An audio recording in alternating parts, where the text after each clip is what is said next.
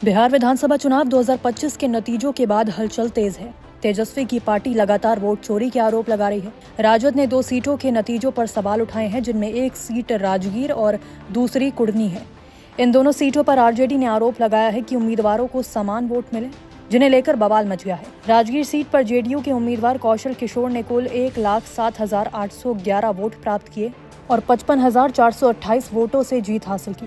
वहीं दूसरी तरफ सीपीआईएमएल के उम्मीदवार विश्वनाथ चौधरी को इस सीट पर 52,383 वोट मिले।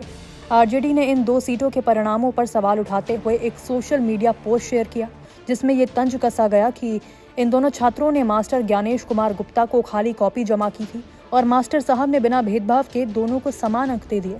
हालांकि इस आरोप के बाद चुनाव आयोग की ओर से अभी तक कोई स्पष्ट प्रतिक्रिया सामने नहीं आई है।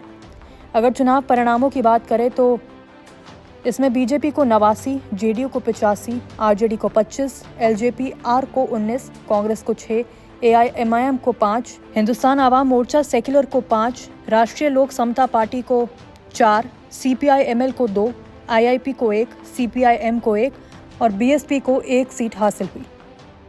आपको बता दें कि आरजेडी लगातार वोट चोरी और धांधली को लेकर लगातार चुनाव आयोग पर फायर है।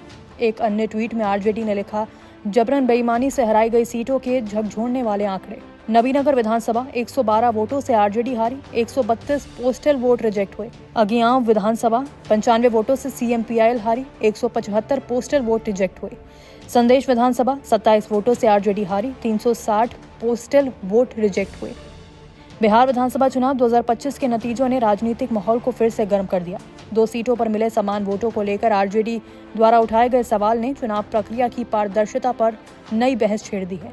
जबकि इन आरोपों पर चुनाव आयोग की प्रतिक्रिया का इंतजार है। वहीं चुनाव परिणाम बताते हैं कि सत्ता पक्ष को स्पष्ट बढ़त मिली है और आरजेडी का प्रदर्शन सीमित रहा। कुल मिलाकर नतीजों ने राज्य की राजनीतिक दिशा में बदलाव का संकेत दिया है और आने वाले दिनों में विपक्ष की रणनीति और प्रतिक्रिया राजनीति के अगले चरण को तय करेगी।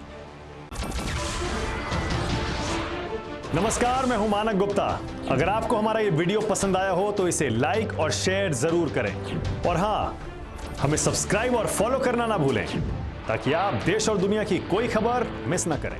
तो जुड़े रहिए हमारे साथ और देखते रहिए न्यूज़ 24।